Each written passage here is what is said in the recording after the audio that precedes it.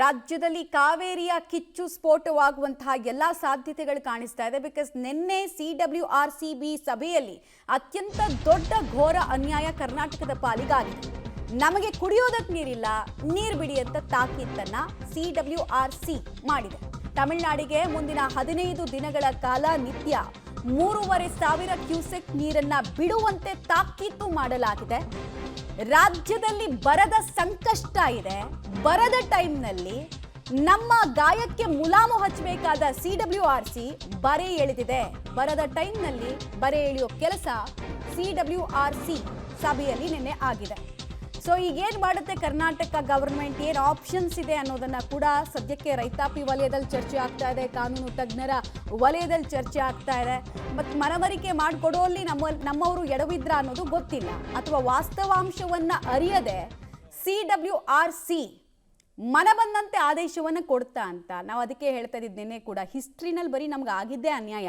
CWRCನಲ್ಲೂ ಅಷ್ಟೇ ಆಗಿದೆ, CWMAನಲ್ಲೂ ಅಷ್ಟೇ ಆಗಿದೆ. ಹೆಚ್ಚಿನ ನಿರೀಕ್ಷೆ ನಾವು ಮಾಡೋದಕ್ಕೆ ಆಗಿಲ್ಲ.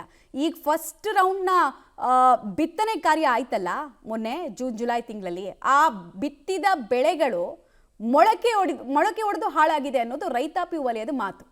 ಅಷ್ಟರ ಮಟ್ಟಿಗೆ ಪರಿಸ್ಥಿತಿ ನಮ್ದು ಕೆಟ್ಟದಿದೆ. ಕುಡಿಯೋದಕ್ಕೆ ನಮಗೆ ನೀರಿಲ್ಲ. ಆಮೇಲೆ ಜೂನ್ ಜುಲೈ ತಿಂಗಳಲ್ಲಿ ನಾವು 40 TMC ನೀರನ್ನು ಅವ್ರಿಗೆ ಕೊಡಬೇಕು ತಮಿಳ್ನಾಡಿಗೆ. ನಾವು ಹರ್ಸಕ್ಕಾಗಿರೋದೇ 4 TMC ಮಾತ್ರ. ಅಂಥದ್ರಲ್ಲಿ 15 ದಿನಗಳ ಅಂತರದಲ್ಲಿ ನೀವು 4 TMC ನೀರು ಬಿಡಿ ಅಂತ ಹೇಳಿದ್ರೆ ಅದು ಆಗ ಹೋಗೋ ಮಾತಾ? ಸಾಧ್ಯನಾ ಇದು? ಮುಂದಿನ ಪರಿಸ್ಥಿತಿಗಳು ನಮಗೆ ಕೆಟ್ಟದಿದೆ. ಆಮೇಲೆ ಇನ್ನೊಂದು ಹೇಳ್ಬಿಡ್ತೀವಿ ನಿಮಗೆ, ತಮಿಳ್ನಾಡಿಗೆ ನ್ಯಾಚುರಲ್ ಅಡ್ವಾಂಟೇಜ್ ಇದೆ. ಏನು? ಅವರಿಗೆ ಅಕ್ಟೋಬರ್ ನಂತರ ಹಿಂಗಾರು ಚೆನ್ನಾಗಾಗುತ್ತೆ. 60% ಅವ್ರದ್ದು ಮಳೆ ಇರೋದೆ ಅಕ್ಟೋಬರ್ ನಂತರ. ಮಳೆ ಬರ್ಬೋದು ಅವರಿಗೆ. ನಮಗೆ ಎಲ್ಲಿದೆ ನ್ಯಾಚುರಲ್ ಅಡ್ವಾಂಟೇಜ್?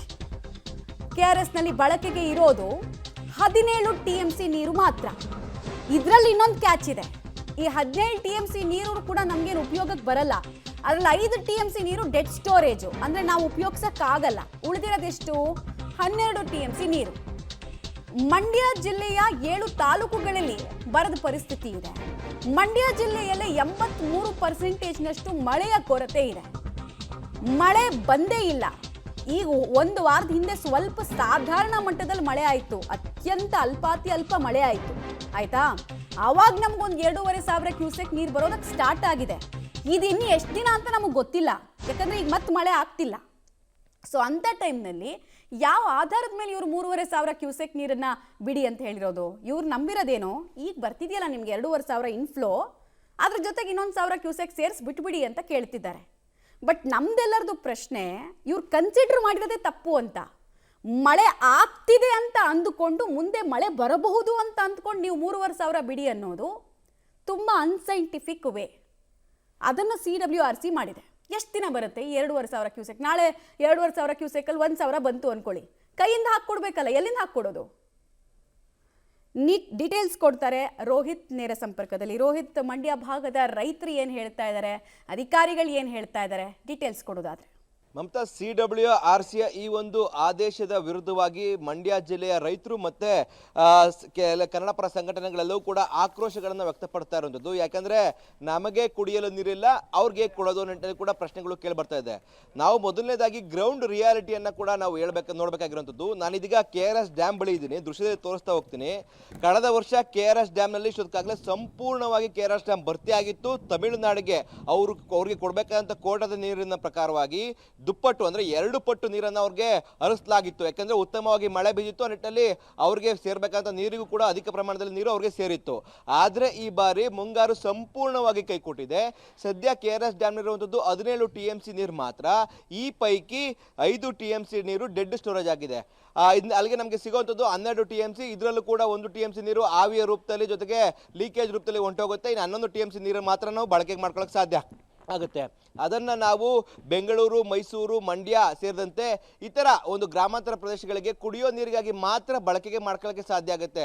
ಯಾಕಂತಂದ್ರೆ ಮುಂದಿನ ದಿನಗಳಲ್ಲಿ ಮಳೆ ಬೀಳದಂತ ಸಂದರ್ಭದಲ್ಲಿ ಏನು KRS ಡ್ಯಾಮ್ ಸಂಪೂರ್ಣವಾಗಿ ಇವಾಗೇನು ದುಸ್ಥಿತಿ ಇದೆ ಅದಕ್ಕಿಂತ ದುಸ್ಥಿತಿಗೆ ತಲುಪುವಂತ ಸಾಧ್ಯತೆ ದಟ್ಟವಾಗಿ ಕಾಣ್ತಾ ಇರುವಂತದ್ದು. ಯಾಕಂದ್ರೆ ಇಷ್ಟೊತ್ತಾಗಲೇ ಉತ್ತಮವಾಗಿ ಮಳೆ ಬೀಳಬೇಕಾಗಿತ್ತು, ಮಳೆ ಬಿದ್ದಿಲ್ಲ. ಆ ನಿಟ್ಟಿನಲ್ಲಿ KRS ಜಲಾಶಯದ ಗೇಟ್ಗಳ ಬಳಿಯೇ ಕೂಡ ನೀರಿಲ್ಲ.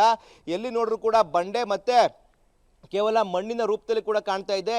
ಇಲ್ಲೆಲ್ಲ ನೀರಿನ ರಾಶಿ ಗೋಚರ ಆಗಬೇಕಾಗಿತ್ತು.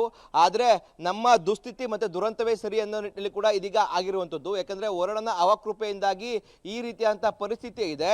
ಇದೆಲ್ಲವನ್ನ ಕೂಡ ಮನಗಂಡು CWRC ಒಂದು ಒಳ್ಳೆಯ ರೀತಿಯಾದ ನಿರ್ಧಾರವನ್ನು ತೆಗೆದುಕೊಳ್ಬೇಕಾಗಿತ್ತು. ಯಾಕಂದರೆ ಕಳೆದ 2 ಮೀಟಿಂಗ್ಗಳ ಹಿಂದೆ ಯಾವುದೇ ರೀತಿಯಾದ ನೀರು ಬಿಡಬೇಡಿ ಅಂತೇಳಿ ಆದೇಶ ಮಾಡಿತ್ತು. ಆದರೆ ನಿನ್ನೆ ನಡೆದಂಥ ಸಭೆಯಲ್ಲಿ 4.5 TMC ನೀರನ್ನು ಹರಿಸಿ ಅಂತ ಹೇಳಿರುವಂಥದ್ದು. ಈ ನಿಟ್ಟಿನಲ್ಲಿ ಸಾಕಷ್ಟು ಒಂದು ರೀತಿಯಾಗಿ ಬಿಸಿ ತುಪ್ಪದ ಹಾಗೆ ಪರಿಗಣಿಸುವಂಥದ್ದು. ಯಾಕಂದ್ರೆ ನಾವು ಅಡ್ವಾಂಟೇಜ್ಗಳನ್ನು ನೋಡೋದಾದ್ರೆ ಹೆಚ್ಚು ಅಡ್ವಾಂಟೇಜ್ಗಳಿರುವಂಥದ್ದು ಏನು ತಮಿಳುನಾಡಿಗೆ. ಯಾಕಂದ್ರೆ ಅಕ್ಟೋಬರ್ ನಂತರವಾಗಿ ಉತ್ತಮವಾಗಿ ಅಲ್ಲಿ ಮಳೆ ಬೀಳುತ್ತೆ. ಆದ್ರೆ ನಮಗೆ ಹಿಂಗಾರು ಮಳೆ ಅಷ್ಟೊಂದು ಯಾವಾಗಲೂ ಕೂಡ ಕೈ ಹಿಡಿದಂತ ಸ್ಥಿತಿಯಲ್ಲಿಲ್ಲ. ಆದ್ರೆ ಇದೆಲ್ಲನೂ ಕೂಡ ಮನಗಂಡು ರಾಜ್ಯ ಸರ್ಕಾರ ಏನ್ ಮಾಡುತ್ತೆ ಅನ್ನೋದನ್ನ ಕಾದು ನೋಡ್ಬೇಕಾಗಿರುವಂಥದ್ದು ಮಮತಾ.